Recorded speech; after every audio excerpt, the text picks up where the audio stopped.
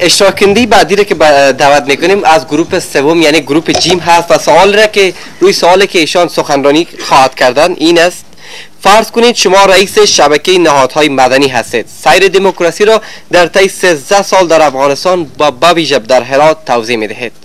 اشتراک کننده اولی که میآیند روی استیج محمد شفیع رحمانی، کسی که هفته قبل برندترین نمرات را از داورا اخذ کرده بودند. اما بعد یک دقیقه کوتاه.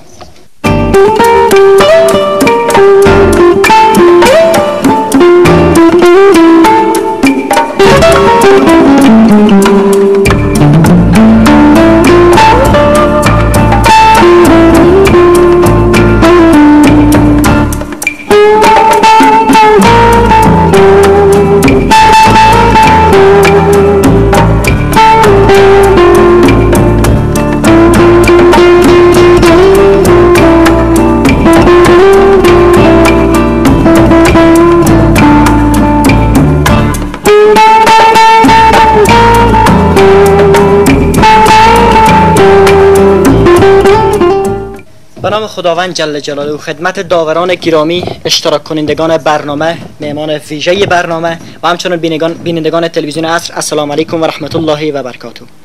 میخواهم در مدت کوتاهی که برایم در نظر گرفته شده است سیر دموکراسی یا حقایق دموکراسی را طی 13 سال گذشته در افغانستان برایتان بیان کنم.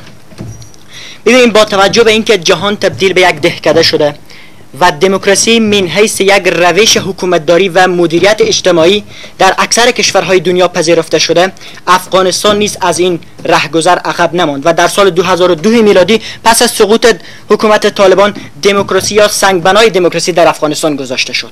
هرچند قبل از سال 2002 میلادی ما همچنان دهه‌ای به نام دهه دموکراسی در افغانستان داشتیم، بین سالهای 1343 تا 52 هجری شمسی.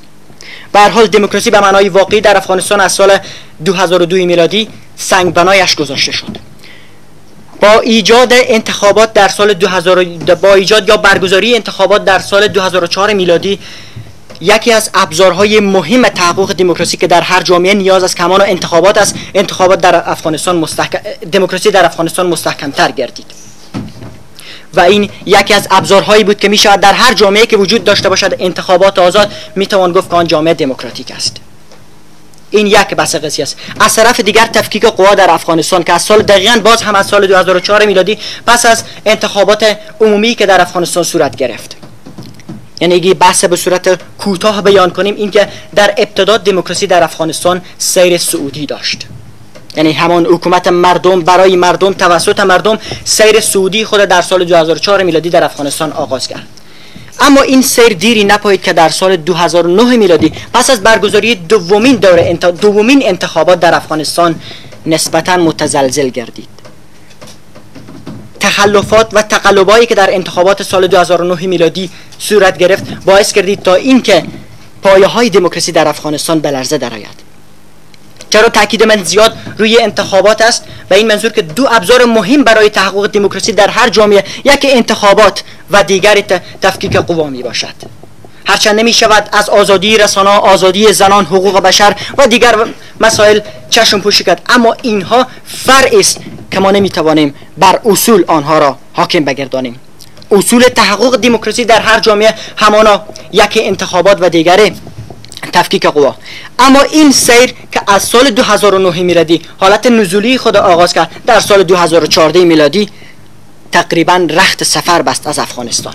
به باور اکثر فعالان مدنی امروز در افغانستان ما حکومت به معنای واقعی دموکراتیک نداریم، چرا که انتخاباتی که در سال 2014 میلادی در افغانستان برگزار گردید نمیتوان گفت انتخابات دموکراتیک بود یا بر اساس آرای مردم انتخاب گردیدند. از انتخابات که بگذریم، تفکیک قوا در افغانستان تا همین اکنون تکمیل نشده. بخش مقننه ما که همان پارلمان میباشد تا کنون فعلا مشروعیت خیش را از دست داده. بخش دیگری که قوه اجرایی و مجریه میباشد که همان وزرا در هر دولت میباشند، امروز میبینیم که تا کنون تکمیل نگردیده. شاید سوال در ذهن شما ایجاد کرده که در این میان نقش فعالان مدنی یا نقش ما چه بوده است؟ وظیفه ما دادخواهی بوده که در طول این دوران انجام دادیم، اما این دادخواهی کار به پای نرساند و این حکومت مرکز محوری که در افغانستان وجود دارد، هرات به ویژه ما و شما که در هرات زندگی میکنه، ما را از تصمیم گیری‌های بزرگ دولتی دور نگه داشت. یعنی به صورت خلاصه اگر این بحث را جمع داشته باشیم، سیر سعودی دموکراسی در افغانستان آغاز گردید، رفته رفته این سیر نزولی خود آغاز کرد از سال 2009 میلادی و امروز اگر وضعیت به چنین حالتی که فعلا جریان دارد بماند، ما شاهد حکومت غیر دموکراتیک پس از چند سال یا پس از چند ماه حتی در افغانستان خواهیم بود. و به عنوان نکات اخیری که در این مورد میخوام اشاره کنم اینه که در هر جامعه برای تحقق دموکراسی و اینکه دموکراسی چرا در افغانستان رو به تزلزل گرایید و از بین رفتن چند دلیل عمده وجود. یکی اینکه ضعف مدیریت‌های کلان در افغانستان وجود داره. مدیریت‌های کلان که از مرکز افغانستان اداره میکنن به صورت کل تمام کشور را، ضعف بزرگ در آنها وجود داره. کسایی هستن امروز در افغانستان که از این وضع هرج و مرجی که جریان داره آنها سود میبرن. و یک موضوع دیگه بسیار مهم، هنوز هم عرف و عنعنات در افغانستان حاکم است. و السلام علیکم و رحمت الله و برکاته. سپاسگزار از شفیع رحمانی. جناب استاد اگر شما آغاز بکنیم، مایک هست؟ اجرای شفیع رحمانی چگونه بود؟ زدانا سخن بشنو و گوش کن، کنایت دیگر ز آسمان جو سخن. ما قبل از اینکه قضاوت داشته باشم میخوام به افتخار از اینو یک کف بزنم و انشالله نکاتی را که بیان خواهم کرد داورای بزرگوار و با افتخار ما هم موافق شاید خان با ما باشند. ببینین دوست عزیز ما آغاز بسیار شیوا و رسای داشتن، بافت معنایی کلامشان گسیخته نبود، گسسته نبود، بلکه آمیخته بود.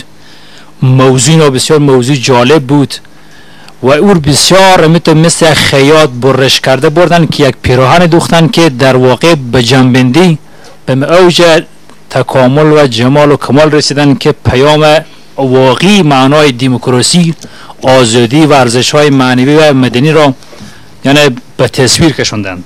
همچنین از احساسشان، تون صدا و همون حرکاتی که موزون با واژه‌هایی که تلفظ می‌کردن بر زیبایی کلامشان افزود که به نوع آراستگی و پیراستگی کلامشان را مزین، شیرین و نمکین و با تمکین ساخت. موفق باشید. سپاس. ممنون جناب استاد.